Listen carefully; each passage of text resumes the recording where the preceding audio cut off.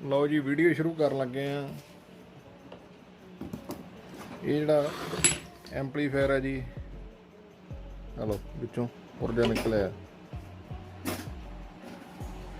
2013 model ਆ ਜੀ ਤੇ ਸਰਸੇ ਏਰੀਏ 'ਚ ਗਿਆ ਵਾ ਜੀ। ਗੰਗਾ ਪਿੰਡ ਆ, ਸਰਸੇ ਦੇ ਨੇੜੇ ਪੈਂਦਾ, ਉੱਥੇ ਗਿਆ ਵਾ। ਬਹੁਤ ਵਧੀਆ ਚੱਲਦਾ ਸੀ ਵੀਰ ਦੇ ਦੱਸਣ ਮੁਤਾਬਕ। ਤੇ ਕੋਈ ਛੋਟਾ ਮੋਟਾ ਨੁਕਸ ਪਿਆ। ਸੋਨੀ ਦੇ ਤੇ ਸਬਵੂਫਰ ਲੱਗੇ ਸੀ, ਵੂਫਰਾਂ ਦੀਆਂ ਕਨੈਕਸ਼ਨ ਵਾਇਰਾਂ ਟੁੱਟ ਗਈਆਂ ਤੇ ਕਨੈਕਸ਼ਨ ਵਾਇਰਾਂ ਲਾਈਆਂ ਤੇ ਉਹ ਲੰਬੀਆਂ ਲੱਗ ਗਈਆਂ। ਉਹ ਕਿਤੇ ਆਪਸ ਵਿੱਚ ਸ਼ਾਰਟ ਹੋਈਆਂ ਤੇ ਸੈੱਟ ਦੇ ਵਿੱਚ ਕੰਪਲੇਂਟ ਆਈ ਕੋਈ। ਉਹਨਾਂ ਨੇ ਆਪਣੇ ਏਰੀਏ ਦਾ ਕੋਈ ਲੋਕਲ ਮਕੈਨਿਕ ਉਹ ਤੋਂ ਖਿਲਾਇਆ ਹੈ। ਠੀਕ ਹੈ ਜੀ। ਆ ਜਿਵੇਂ ਆਪਣੀ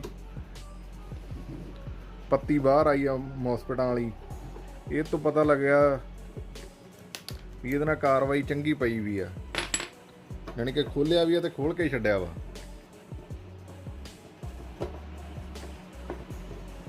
ਹੋ ਸਕਦਾ ਨਹੀਂ ਕੈਮਰਾ ਨਾ ਲਾਉਂਦੇ, ਪਰ ਇਹ ਪੱਤੀ ਬਾਹਰ ਆਉਣੇ ਕੋਈ ਜੱਜਮੈਂਟ ਲੱਗਦੀ ਆ ਵੀ ਕੋਈ ਛੇੜਖਾਨੀ ਹੋਈ ਆ। ਤੇ ਫਿਰ ਮੈਂ ਚਲੋ ਕੈਮਰਾ ਲਾ ਕੇ ਵੇਖ ਹੀ ਲੈਂਦੇ ਆ ਕੀ ਹੋਇਆ ਕੀ ਨਹੀਂ ਹੋਇਆ। ਉਸ ਬੰਦੇ ਨੇ ਤਾਂ ਹੱਥ ਖੜੇ ਕਰਕੇ ਭੇਜਤਾ ਬਈ ਆਪਣੇ ਤਾਂ ਹੱਥ ਖੜੇ ਆ।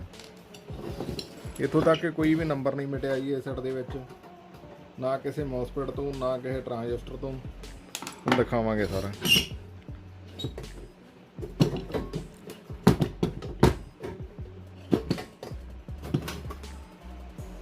ਲਓ ਜੀ,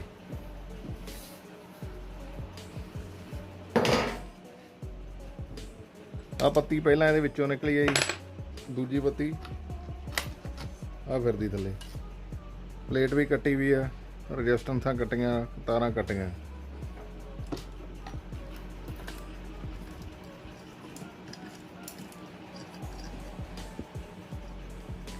ਜਿਹੜਾ ਕਿ 10-15 ਮਿੰਟ ਦਾ ਕੰਮ ਸੀਗਾ, ਮੰਨ ਲਓ ਕੋਈ ਇਹਦੇ ਵਿੱਚ ਦਿੱਕਤ ਹੈ ਜੇ ਕਿੱਡੀ ਵੀ ਲਾ ਲਈਏ, ਤੇ ਹੁਣ ਇਹ ਆਪਣਾ ਘੰਟੇ 2 ਘੰਟਿਆਂ 'ਚ ਪੈ ਗਿਆ ਜੀ।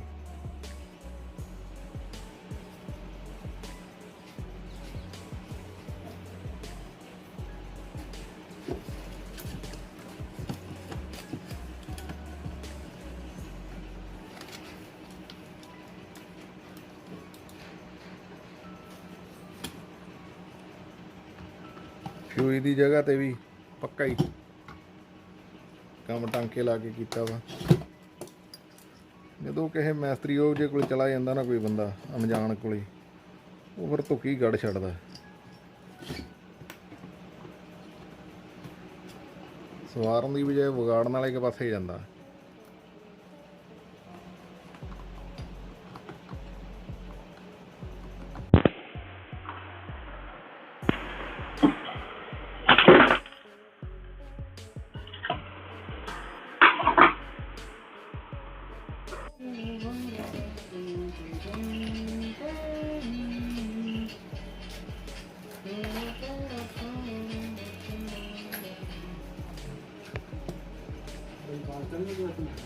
नहीं कोई गल नहीं।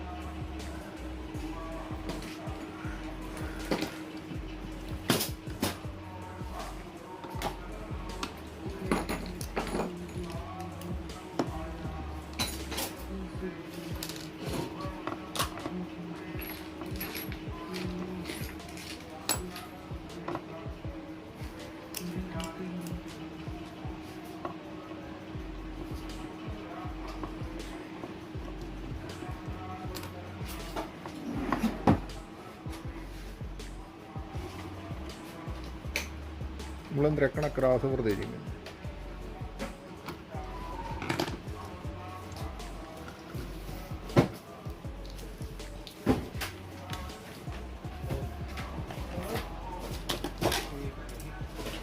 ਰੱਖ ਦੇ ਇੱਥੇ ਕੋਈ।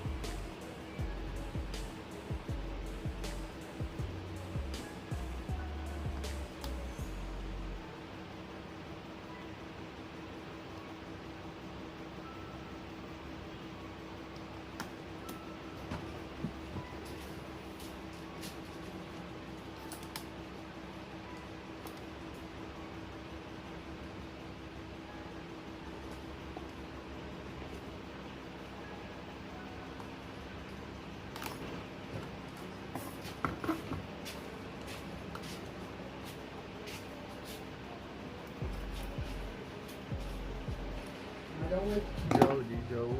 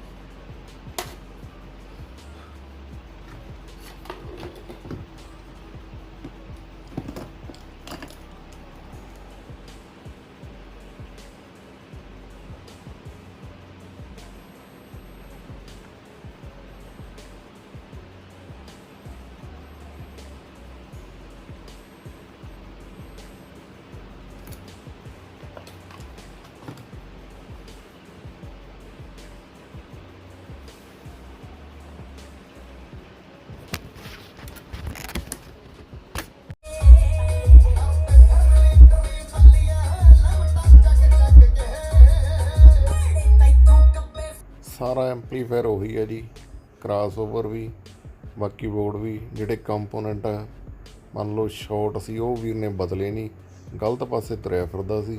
ਉਹੀ ਆਡੀਓ ਤੁਸੀਂ ਚੈੱਕ ਕਰ ਸਕਦੇ ਆ ਹੈੱਡਫੋਨ ਲਾ ਕੇ, ਉਹੀ ਐਂਪਲੀਫਾਇਰ ਚੱਲਦਾ ਪਿਆ। ਵੀਡੀਓ ਵੇਖਣ ਲਈ ਧੰਨਵਾਦ।